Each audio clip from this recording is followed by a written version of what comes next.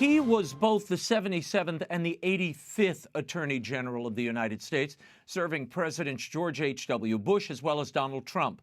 His recent memoir, One Damn Thing After Another, Memoirs of an Attorney General, chronicles not only the cultural and spiritual challenges we face as a nation, but it's a snapshot of the history he saw up close. I sat down with the former AG at the Legatus Summit in Orlando, Florida. We had a wide-ranging discussion, including his take on some breaking news. Here's my exclusive conversation with William Barr. Bill, great to see you. Now, in a little bit, I'm going to tell you about the last time I saw Bill, which is interesting historically, but we'll get to that in a moment. I want to start with your parents, Bill.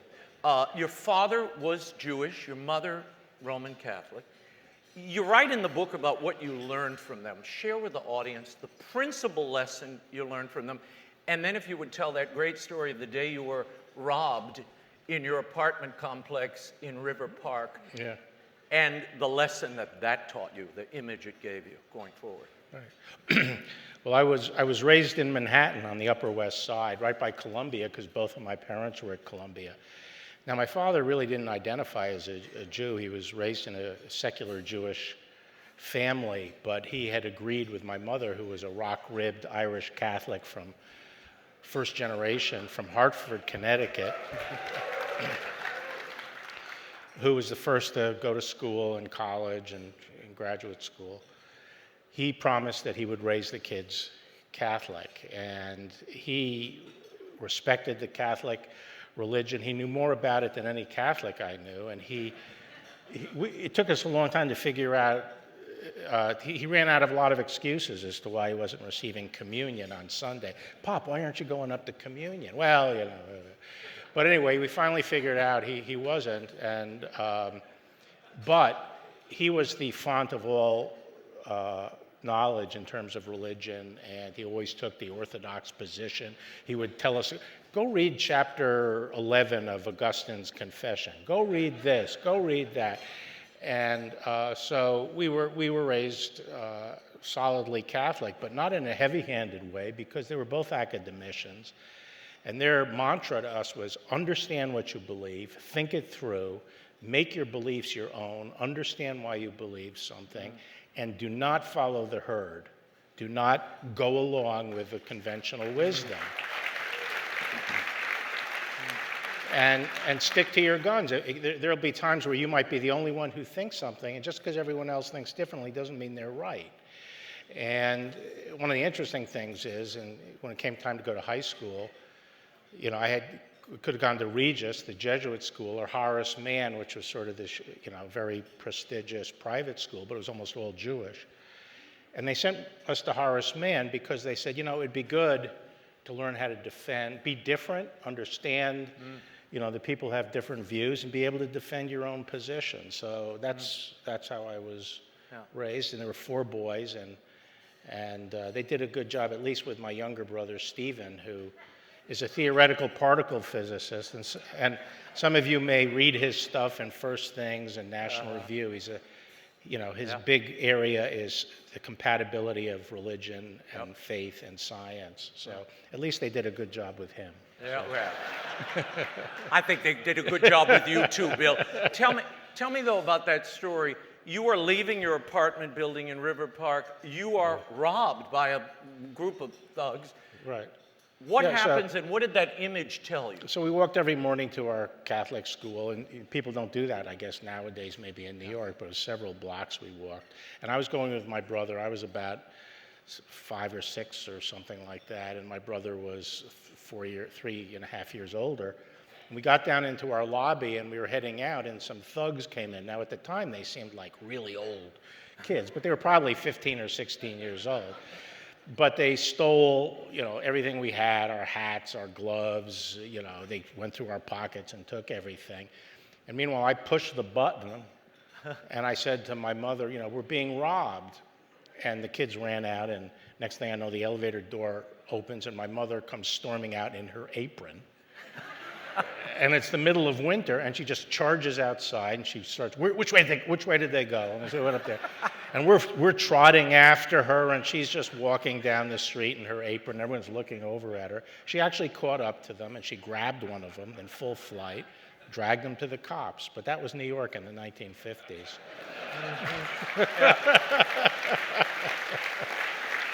We need more of those We mamas. knew. Yeah. We need a few more of those. Yeah. Now, I'm going to skip over a few things. You went to Corpus Christi Parochial School. You said it was the most influential, formative experience of your life, profound formative influence on my life. Other than my parents, yeah. Why and how? What? Why? Why was it so I don't formative? know. It just, there weren't many Columbia families that sent their kids to Corpus Christi. It was a very mixed group, a lot of middle class, working class Irish, Hispanics, and so forth. It was taught by nuns who in those days were really a great teaching order. Now they're all into social justice, and they sort of waddle around their mother house doing good, but they don't teach at schools anymore. But anyway, Well, there are a few Dominicans in the house who might disagree, Bill. But these nuns were the best. They did a great job teaching. And one of the people who graduated from that school, you're all, not all of you, but many of you are of my generation, and you know George Carlin, the comedian. He was the other distinguished alumni of Corpus Christi School.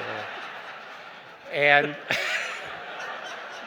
he turned against the church, very acerbic about the church. But if you go and look at his stuff, he always says, but the greatest thing was Corpus Christi School.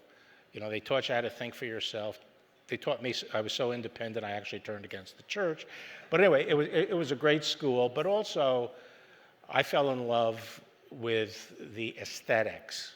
I don't want you to think I'm shallow and just taken in by all the aesthetics, but to me, serving Mass, serving the high. Corpus Christi was known for its beautiful liturgies and its professional choir. And just serving at those things, it really emphasized to me transcendence, reverence, holiness, and it really took a hold on me. what I did not know, I'm going to do one little. Yeah. He's a TV guy. Your wife will call me when that re-airs on TV if I don't fix that. I know it. Thank you, Chris. I did that for you. What I didn't know about you, Bill, is that you are a China scholar. Yeah. You spoke Mandarin, which I did not realize. I want your take on what we're seeing now. This whole interview, we're going to go back and forth a little bit. What do you make of these Chinese spy balloons that are now... Apparently, we've got so many of them, Bill, they have their own hunting season because they shot one down the other day over Alaska. We found another one today. Yeah, right. They're proliferating. It may be the right. only thing reproducing now, Bill. Right. Well, that's right. But your take on the slow roll of the Biden administration to identify what this was and to intervene. And they claim the Trump administration, this happened under the Trump administration. Did it? I wasn't aware of it. I was on the National Security Council. We were never told it happened. And I guess they're now saying that it happened, but no one ever told the Trump administration. But, I went into Chinese studies because my father had been in OSS during World War II. I wanted to be in CIA. That was my career goal. Everyone else was taking Russian studies. And it was all the Russian programs were crowded. This was the Cold War, obviously. And I said, well, the other enemy's China, so I'm going to start studying Chinese. And I studied, and I got my BA and MA in Chinese, and the CIA hired me, as soon as I got my BA. And so that's how I got into it. That was my first job at CIA. And I felt then, I feel now, the Chinese are the major challenge to American technological leadership and political leadership around the world. And I'll just put it in a nutshell. People are underestimating how aggressive, committed they are to displacing the United States, and they want to publicly humiliate the United States and make it clear that they have now moved into the driver's seat as the world leader. And I think for the next 2 or 3 years, there's a very high risk of conflict with the Chinese. It's the most serious foreign policy problem we face. What do you make of the president's comment the other day that this is not a serious breach, not a major breach? The spy balloon that apparently are moving like the Skyway in Disney. I mean, they just keep flying in. You know, I'm not a big fan of the Biden administration. Really? Hold on. You know, number one, you know, their policies generally are too, you know, are not strong enough. But aside from that, they're ditherers. They're always 2 or 3 steps behind. The reason we have a war in Ukraine right now is because it was sort of obvious it was coming. And instead of moving quickly to put in forces and equipment that would have deterred the attack, Right. they waited till it occurred. And now we're putting in stuff, usually several months after it should be put in. So they dither, they're afraid to make decisions, which is one of the common mistakes now in government these days. And, you know, they didn't do the obvious thing that had to be done with the balloon, which was shoot it down very quickly and make it clear we're not going to tolerate that kind of thing. Yeah. You know, these balloons can pick up a lot of intelligence that satellites cannot pick up. And the fact that they're putting so many over the United States, over our bases, picking up communications and stuff, is a serious problem. They have tremendous artificial intelligence and intelligence capabilities, you know, they're just sucking up all this information and putting artificial intelligence to work on it, and it's a major danger for us. Well, you leave the CIA. You met George H.W. Bush at the CIA. Yes. Tell me about that experience of working for him there and then as his Attorney General. And what did you take with you on your second stint of Attorney General from that experience? Was there anything you could take? Yeah. Yeah, it's one of these things, caprice in life. You know, I was going to law school at night when my wife and I, Christine, who's here tonight,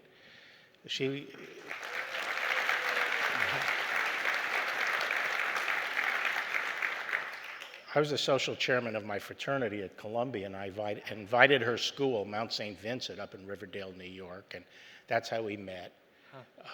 And I interviewed her on the front steps of my fraternity during a break, and I found out she was Catholic, but she was also a Republican. And I said, okay, those are the 2 boxes I need checked. So, will you marry me? But anyway, In New York, that's no short order. She was 21. I had just turned 23. We got married at College of Mount St. Vincent, drove down to Washington, and started at CIA. And we've been together for 50 years. But my mother, being a child of the Depression, and she said, I don't know about this CIA stuff. You need a profession. And so I decided to go along with it and go to law school at night. So I was going to law school at night while I was working for CIA. And lo and behold, the investigations of the CIA started. They moved me from the intelligence directorate up to the office that was handling all the investigations on the CIA side. And George Bush comes from China. He was our ambassador to China. He comes to take over the CIA. And I started spending time with him when he had to testify on Capitol Hill, you know, preparing him and going up with him. And he knew that I was a China specialist, and so we established a relationship. And later on, when he was vice president and I was working for Reagan in the White House, we rekindled our relationship. And then when he ran for president, he asked me to help out on the campaign, and then I was one of the first appointments he made over at in the government, but over to the Justice Department. And what did you learn from that experience about the interaction between the Attorney General and the President? During the George Bush presidency, and was any of that applicable to your second round? No, he was a very different kind of person. Really? Yeah. How so? Well, there were very subtle differences. Explain. We got 31 minutes. Bush was just the consummate professional, and his attitude was get the right people, trust them to do the job, leave them alone. And the fact that he appointed me at the age of 41 to be Attorney General, I said, you know, I don't get you anything politically as Attorney General. And he said, the best politics at the Department of Justice is no politics. I thought that was a great...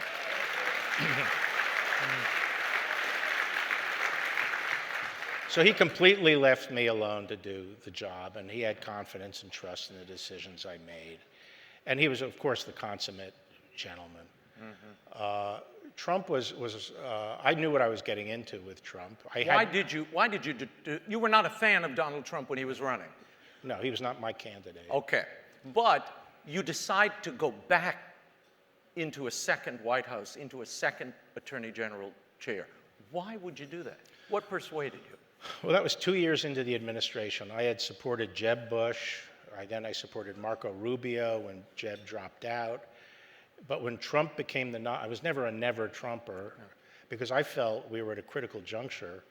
I think after my own view, after 8 years of Obama, we were going over the cliff.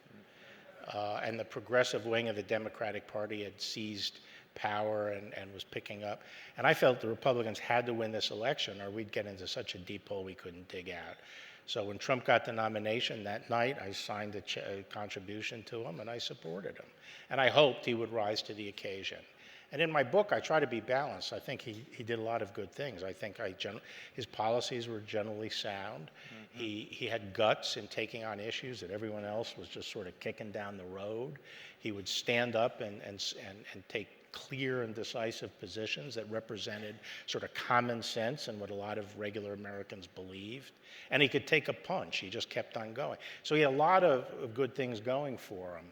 He had some very profound flaws as well. And I was perfectly aware, I didn't know him, but people I worked with in New York said, do not get together. And this guy is a real scuzzball. So, and he's difficult to work with, and he ignores his lawyers and so forth and so on. But you thought there might be a constitutional crisis Right. because of what he was up against. Right, so the reason I ultimately went in is because I felt that I was very suspicious of the Russiagate thing. And I felt that this could be I was concerned that this was a coup essentially going on, and they were trying to drive him from office and use the criminal justice process to hobble his administration, which I think was in fact what was happening. But at the time, I was very suspicious of that. And a lot of the mainstream lawyers had sort of backed off because of his temperament and his controversial nature. No one was sort of stepping up. And I was pushing other bodies out in front of me. I knew he needed another attorney general after the midterms, and I was recommending other people. How about this person? How about this person? I was trying to get some senators to back some other people. But it kept on coming back like, he wants to talk to you. And I eventually, my wife said, look, you're not going to change this guy, you know, he's his own worst enemy and so forth. And everyone was initially opposed, but it soon became obvious that of the people that were being considered, who could get confirmed. And I felt, you know, I could help stabilize things. I felt that we were headed toward a potential constitutional crisis. I thought he should be given the chance to have his administration. And so I went in to try to help stabilize the situation, which I think I did. And I think he had a shot.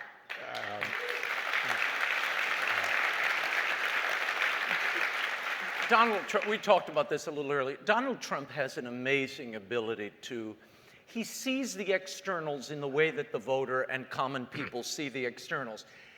Tell people, you would walk in on occasions and he'd go, look at you. Wonderful. You look like an attorney general. Yeah. You look great. He's good, isn't he? But tell them he I'm having flashbacks. I'm sorry. I'm sorry. Only I won't get you a subpoena. But tell me, he gave you a little beauty advice once. Oh, yeah. Share that with everybody. This is wonderful. You will get your notes out and take this down. It is legitimate to think about optics, and he was very focused on how things looked on television. And so, you know, when I was up for my hearing, he got mad because he felt I was being too nice to Mueller in my confirmation hearing. And his wife, Melania, said, are you crazy? This guy, look at him, he's central casting. He looks like Attorney General, and he's doing a great job, and you want him to get confirmed. And he told me this story later. He says, you're right out of central casting, you look good. And whenever I go on TV and have a sparring thing with the reporters and stuff, I'd always come back in, and he's always watching it because he watched Fox News 24/7. And it wasn't like, you made a really good point. It was like, you looked good. You looked good. You looked like an attorney general. Right? And so one day we were sitting in his office, and I forgot exactly how I think, someone made a comment about me being big or something. I said, yeah, well, I'm a little on the stockies. He said, no. He said, whatever you do, do not lose too much weight. He said, you're like me. It fleshes out your face. Your face looks young because you have those, it fleshes it out. If you start losing weight, your face is going to sag. Don't do that. So I gained 20 pounds working for Trump. See, you took the advice. One way or the other, he inflicted that advice on you, I think. Right. As Attorney General, you initiate a probe of this Russiagate investigation. Right. And I won't bore everybody with all the details, but Carter Page in the Trump campaign was surveilled. They dragged General Michael Flynn in for a conversation that they already had the transcript to, but they send the FBI, Comey, the former FBI director, sends the FBI in to investigate Flynn. You knew they had the transcript. Mm-hmm. What did you come, at the end of the day, when you looked at all the evidence, you determined what about the Mueller probe, and what do these people need to know about that probe? Well, as I said, I was suspicious going in about what this Russiagate stuff was, but people were acting so cocksure about it. You sort of said, maybe they have something. Maybe I'll be surprised at the end of the day. My bottom line conclusion, this thing was a hoax from day one. They didn't have a legitimate basis for investigating Trump. It's, I think there's obvious information that suggests that Hillary Clinton's campaign dreamed this thing up to try to tar Trump. For some reason, and I hope Durham is able to shed light on this, the FBI jumped on this theory and went hammer and tong after Trump, and was using electronic surveillance and other things. So I waited until Mueller was done. But my view was, as Attorney General, part of my responsibility is make sure that there's no abuse of intelligence powers, especially in our political process. And so I wanted that to be reviewed. I wanted someone to look at it, so I brought in John Durham to look at it. And you would have thought, this was some act of, Nazism or something, that I would want to say, how did this thing get going, and why was it that you were spying on a presidential campaign? First time, this has been known to happen. And, if the shoe was on the other foot, you and I know that all the civil libertarians would have been up in arms, that this would have been a great scandal. Right. So that's why I did it. I felt we had to get to the bottom of it. And of course, that probe's not complete yet. Durham has still right. to turn. Well, one of the interesting things that's come out, in which Durham tried to bring out in the different unsuccessful prosecutions, I think they were legitimate prosecutions. The Russians were aware of Hillary Clinton's whole effort to tar Trump. They were aware of her retention of Steele, Christopher Steele, the MI6 person. The Russians knew this was going on. And it turns out that the guy who Steele hired to be the source of all the conduit of all information that went into the dossier was suspected by the FBI of being a Russian agent, a member of their intelligence service. So there was Russian collusion. You would think someone would say, well, there's some red flags here that maybe this was a Russian operation. At least there's more evidence of that than anything else. No one looked at that. The FBI didn't stop to look at it. Mueller, who was aware of this, didn't look at it. Someone had to look at that. So it was collusion, just the other way around. Possible. Allegedly. Yeah.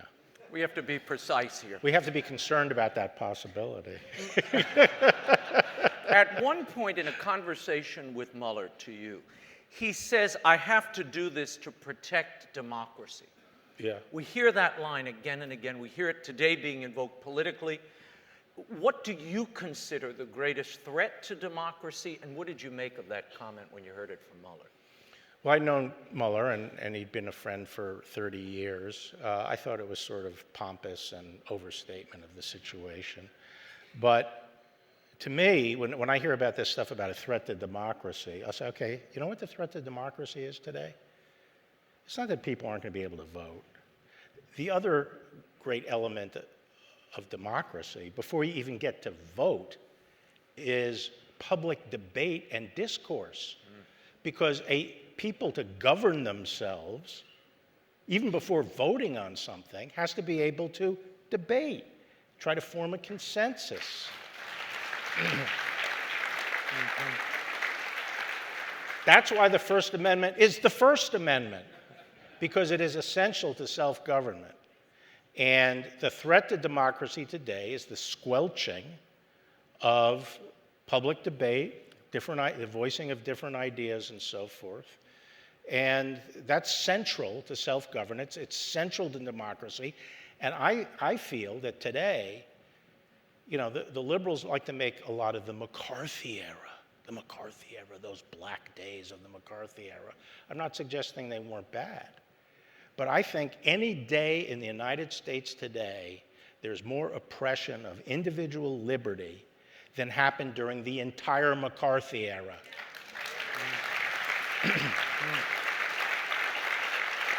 The McCarthy era was focused, you know, Hollywood, people who were actually members of the Communist Party. But put that aside. Today, whether you're a kindergarten teacher, the head of a university, a doctor, a lawyer in a law firm, you lose your job and your professional career is destroyed because you say something controversial like, there are two sexes, right? I think I'm going to leave the stage with that controversy. Let's talk for a second about religious liberty, which was such a focus for you as AG and the Trump administration. You gave a landmark speech at Notre Dame University when you were AG that you were labeled, I'm going to read this, a Talquemada in a business suit for suggesting that the secular project had become a religion. Explain what you mean by secular project and how has it become a religion? Only if I were a Talquemada. If only. But anyway, so I think the source of almost all our problems today, the driver of it, the driver of the corruption of our institutions, the driver of the politicization of all aspects of life, the fact that everything is now being brought down to one political plane, is the secular project, which is the aggressive form of progressivism that has taken hold of the Democratic Party. And progressivism is just a cute phrase or word for essentially sort of a bastardized version of Marxist material determinism. And basically, you know, what it does, like all totalitarian ideologies, is what William F. Buckley used to say is it immanentizes the eschaton. It takes the final things that Western thought has always believed are transcendent and in the spiritual realm, and it brings them, it immanentizes, it brings it down now that heaven is to be pursued on earth. It is an earthly project. It is to be accomplished within time. It is a collective fate. It's not that you know, we each seek salvation, but it's a collective organization here on earth, and we're going to use the coercive power of the state to reach this perfect nirvana, and that's why it's totalitarian. It's ill-tempered because unlike personal salvation, you can save yourself and everyone else can go to hell. But if your project is a collective outcome, then people who resist it are in the way of salvation. They're blocking, you know, they're on the wrong side of history and blocking the progress of the human race.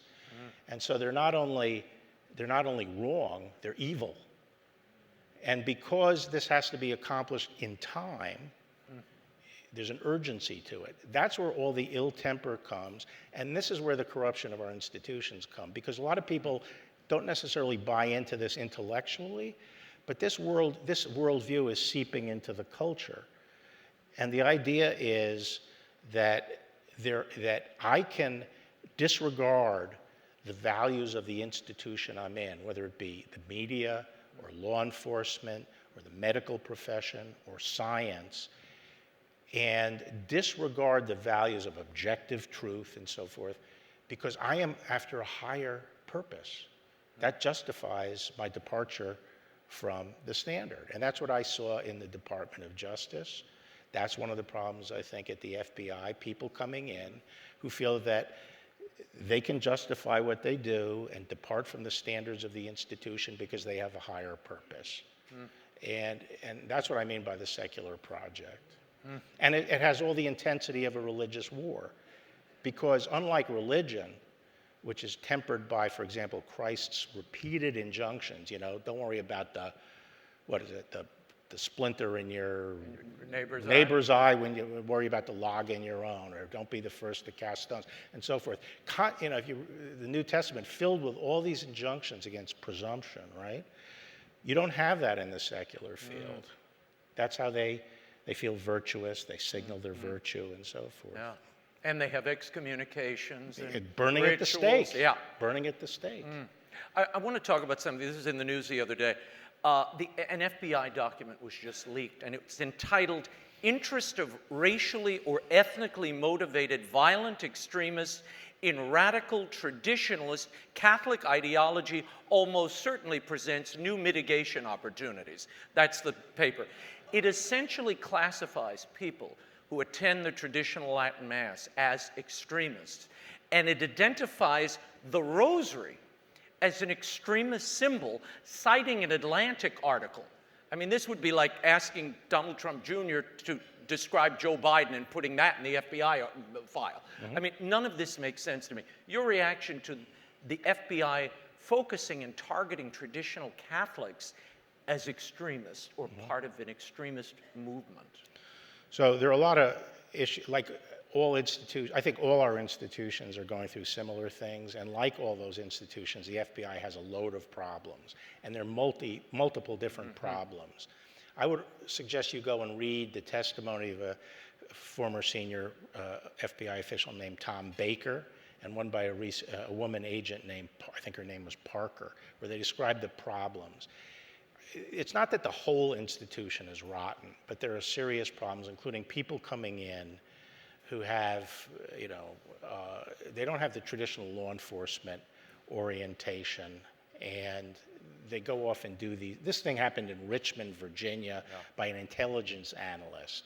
Now, in normal times, that person would have been squashed quickly. They would have just fired that person. It was obviously crazy. The fact that they have people like that in the FBI is disconcerting, but this is what has been happening for a while. And this started happening under Mueller.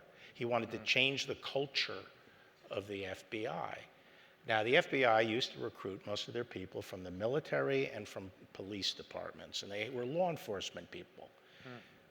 And now they have a lot of crazy people coming in. Not all of them, but they just have more than their fair share who do these stupid things.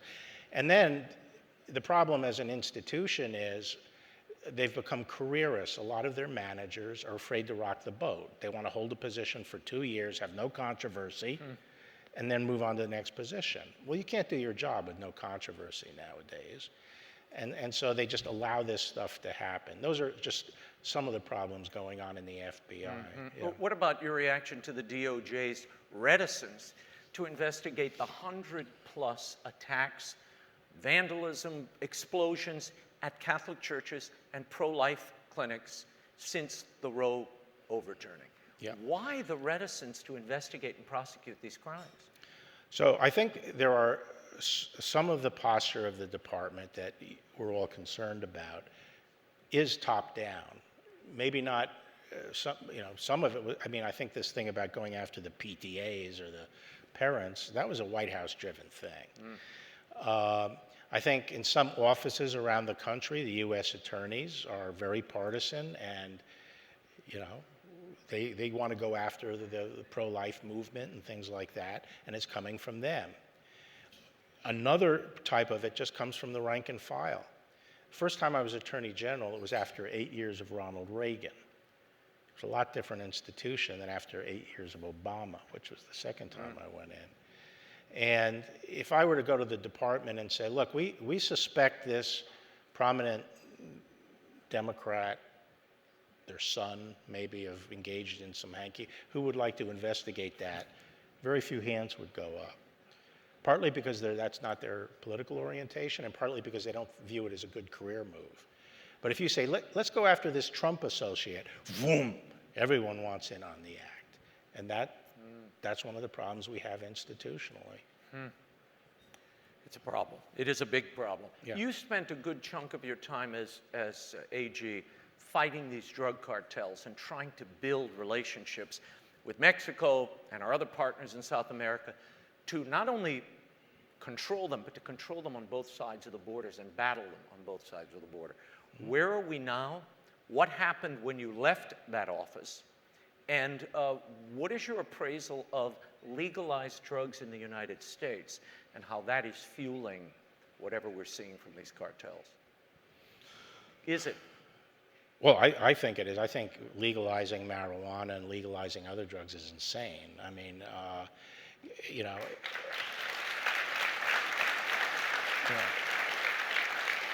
and I put this at the doorstep of the medical profession because they're all willing to go after smoking and things like that, but they won't say peep about marijuana, which is a serious health danger. And so we got that, and it is a gateway drug. There's no ifs, ands, or buts about it. Okay, and people who get into that not only have their own problems, and you don't want a zonked out population. It's not good, but it is a gateway to harder drugs. I'm opposed to that. Put that aside. Trump had good instincts on the drug war. Like me, he believed that you have to have not only the treatment side, the demand side, but you have to go after the supply. Because with a product like that, supply creates its own demand, and I can get into that. But and the place to get supply is the head of the snake, which is the cartels in Mexico, through which now everything comes, all the drugs. And so he sent me down there to try to get this guy AMLO, who's the president there. Is a real left-wing guy, and he doesn't want to go after the cartels, and he believes in hugs, not bullets. But what's really going on is he's really sharing sovereignty with them. It's like a modus vivendi. You know, you stop killing all these Mexicans, and we'll leave you in peace so you can kill gringos by pumping poison into the United States. And that's what we have to worry about, and I think we're at that point. Trump sent me down there to disrupt that, and we had talked about it, and it was to give them a chance to show they were really willing to get in the trenches with us and go after the cartels. And Trump said, if you don't do it, I'm going to designate these cartels terrorist groups. And boom, for a few months they cooperated. They went from 0 extraditions to 60 extraditions. They started helping to some extent. But then COVID came along, they used as an excuse to shut down, and they haven't really been helping on the drug war. You also have to understand, these cartels are now countries within, they're governments within government, within a state, and they have so much money, and they use force and terrorism to cow the government. They bribe the officials, or they assassinate the officials' families, the cops and so forth. So they have terrorized Mexico. I don't think Mexico has the will or the means to do anything about the cartel without very substantial American presence and assistance. And so I think we're going to have to wait for a Republican administration to come in and just say, okay, time is up. We're losing over 100,000 people a year. That was the casualty rate during World War II. Wow. That was the casualty rate during World War II. And these people are acting with impunity down there. It's just a non-sustainable situation. Before we run out of time, I have to get into this. You, as AG, restored, after a 17-year lull, you brought back the federal death penalty. You took some heat from that, not only from secular sources, but within the Catholic world. And they say, look, Pope Francis says it's inadmissible.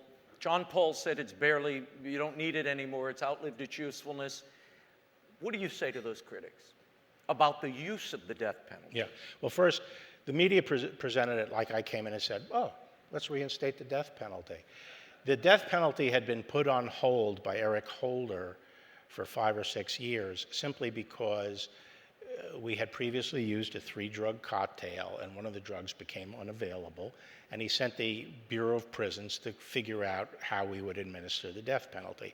When I came into office, the BOP, the Bureau of Prisons, submitted a report saying, here is a bulletproof method of administering it. This is what we'll do, and now here's our protocol. So the reason for the moratorium ended.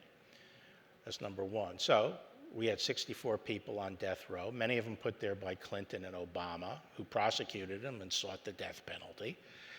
And so I reinstated the process for imposing the death penalty, and I picked the 13 worst people on death row, in my opinion, killed little kids and stuff like that, and we scheduled the executions.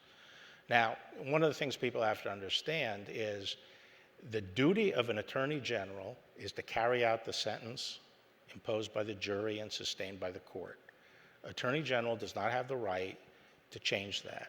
If the sentence is 15 years, I don't get to say, oh, I don't think that's fair, I'm gonna only hold him in prison for 10 years. You carry out the sentence.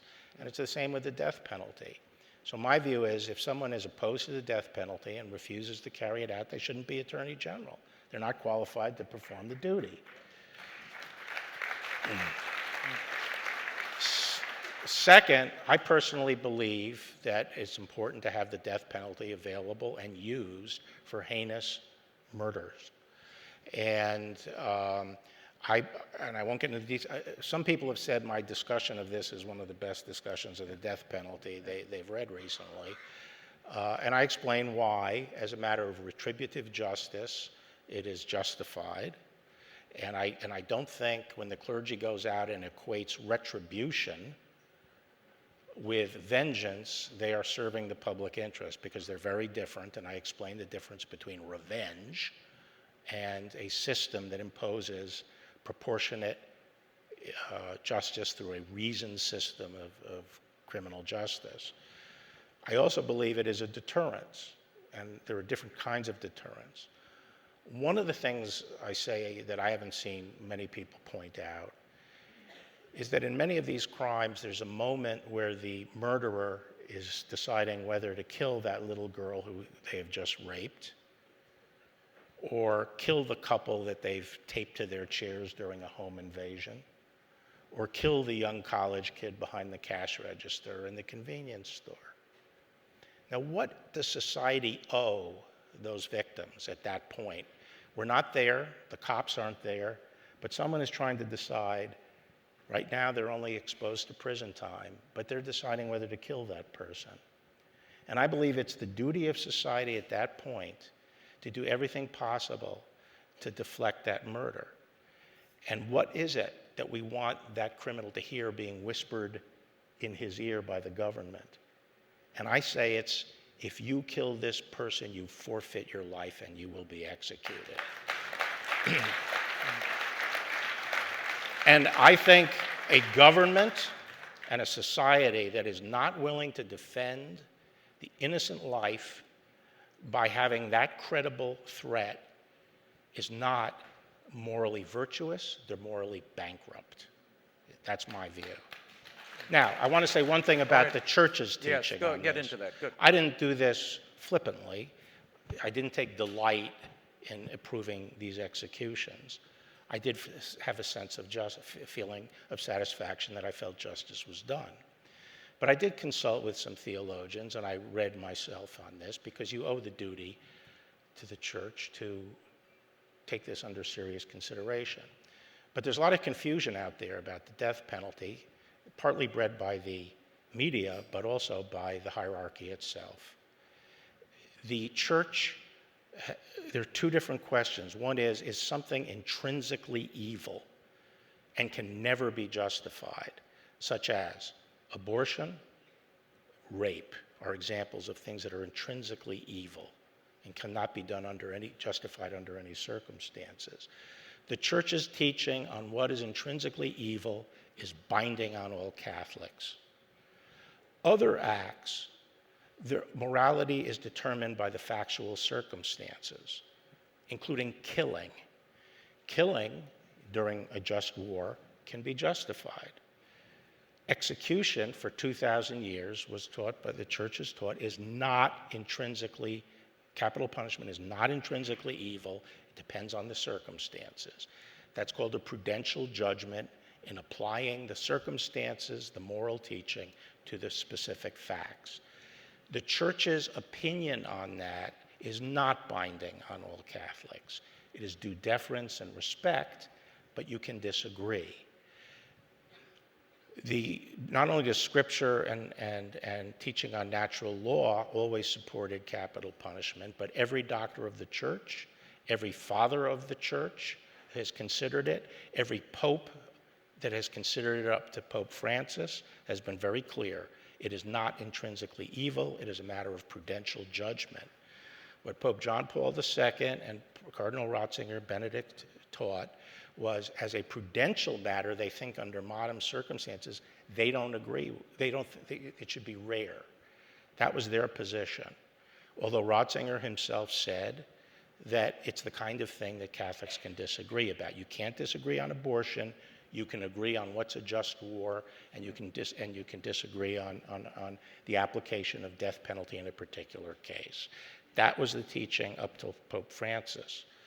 Pope Francis's use of one term, inadmissible, in the catechism is rather opaque.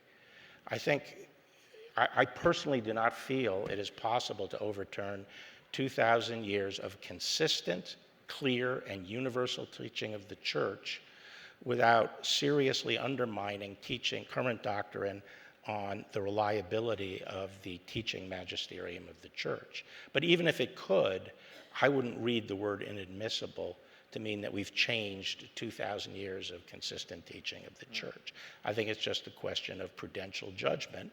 And like Nino Scalia, who said, I have given serious consideration to the Pope's position, and I disagree with it. So.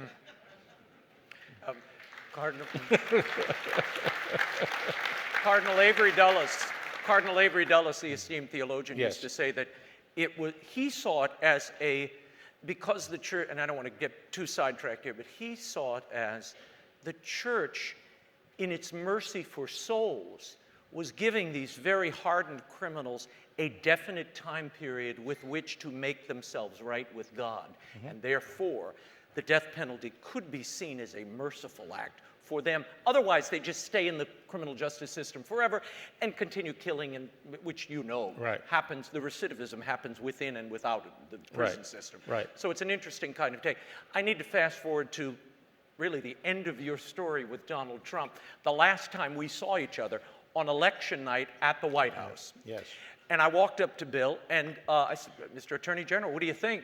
He's looking at the TV screens and he goes, I don't think it's going to end well for the president. Let's take a picture. This was before 10 o'clock. Yeah, that's right. Before he was out the room at 10:30. Tell me what happened in the days that followed. I know previously you described the president as someone who was frequently petty.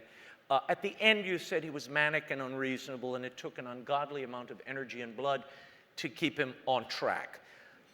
Election night, he was not happy, obviously, and in the follow-up, he believed there was fraud. You looked into this. You had the FBI look into fraud, election fraud. You found what, and what was the president's reaction? Well, the president, right out of the box, even before the end of the election night, 2 o'clock in the morning, he announced that because votes were all coming in at the end of the evening against him, this suggested major fraud, not suggested, he said there was major fraud underway. We always knew the votes at the end of the night would be overwhelmingly Democrat because those were the the mail-in ballots being counted. So he jumped the gun on that, and the stuff they started throwing out. And by the way, I wanted the president to win. I had sort of lit myself on fire and blew up my reputation, so at least that's what the left will say, to serve and try to make this a successful administration. I wanted him to win but the facts are facts, and he was told in April he was going to lose the election because he was alienating so much of the Republican and independent vote in the suburbs. And all the stuff they started, I did look into it. It wasn't just asking the FBI to look into it. Yeah, that's what I was going to ask you. Did you trust the FBI, Well, given all you knew about them? Well, one reason I put my own hand in it and, made sure that certain people were talked to and what the facts were and pushed some of these things myself to get to the bottom of them was because a lot of them just didn't make sense and I was very suspect of them. And in fact, they all fell apart. I mean, a lot of them were just wacky. And I go through a lot of them in the book. So number one, the stuff they put out, like the machines, the Dominion machines and all that stuff was just nonsense. And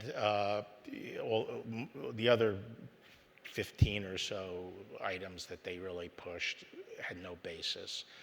And I told them that. I told them it was BS, what this stuff was, the stuff that was going out there. And so I thought the best thing to do was to leave with dignity, remind people of all the accomplishments he had had, and leave with some grace and dignity. And if he had done that, I think right now he would be unstoppable for re-election. But he's not going to get the nomination, and I don't think he'll be re-elected. You don't think he'll get the nomination? I don't think so, no. Who do you think will? I think the most likely person would be, and people say, who are you for? I'm for whoever other than Trump will win, because I think this is like 1980. People say we have so many problems, and we do. I mean, we have all these pots boiling on the stove just about to boil over. It's daunting. And I say, I'm not sure the answer on all of these, but I'll tell you the first step.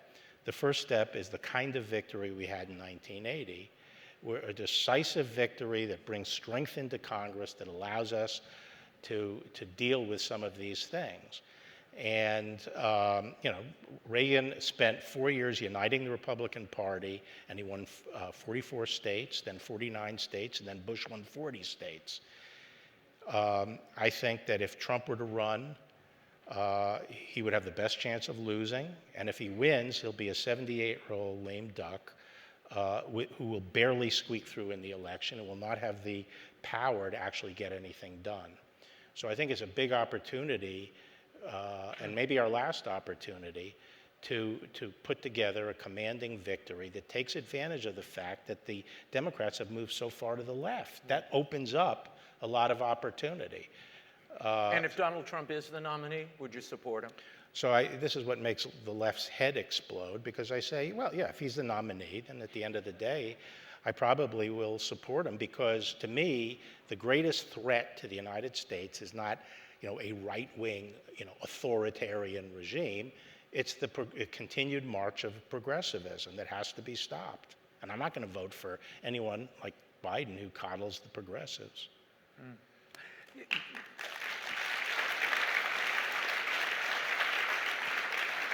Your thoughts, while I have you here, on January 6th, which has continued to be evoked. Do you believe President Trump intended an insurrection, intended to topple democracy, which is what we hear often, overthrow democracy? I think what happened on January 6th, from what I see right now, was a riot, which by definition got out of control, and some of these elements there broke the law and went into the Capitol, and they should be prosecuted. I haven't seen anything yet suggesting the president was part of a conspiracy to use force to stop the count. If he was, that's a problem, but I haven't seen that evidence yet. But I think he did precipitate it, and has moral responsibility, because he led people to believe that there was something they could do on the Hill. To help and to intimidate the vice president and force the vice president to do something. And he set up that situation. So to me, it was a shameful exercise. Now, do I think it was an insurrection? I don't think it was an insurrection from what I've seen so far.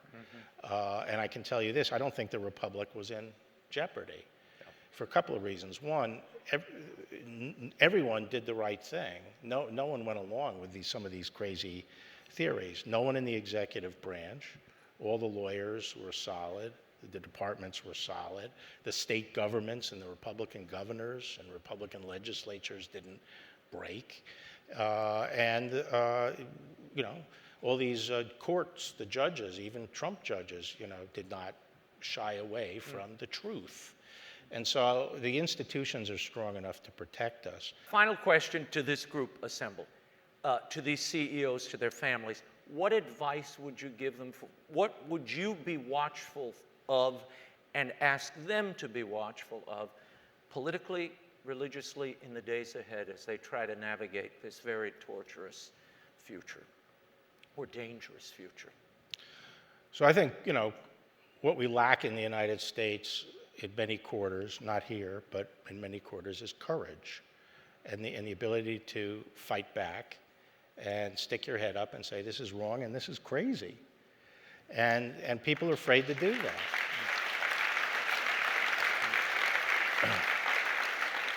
But courage is contagious, and once someone starts doing that, then it'll build, because this is crazy what's going on. I mean, none of this, even 3-4 years ago, people would have been put in loony bins for saying this. Well, that's probably politically incorrect. Yes, you can't say loony bins or loony tunes. I'm showing my vintage there, but. Ladies and gentlemen, first of all, please thank Bill Barr for joining us today. Thank you, Mr. Attorney General. Thanks. What a pleasure. One Damn Thing After Another, Memoirs of an Attorney General by Bill Barr, is available at bookstores everywhere and online. And my thanks to the folks at Legatus for helping to make that interview possible.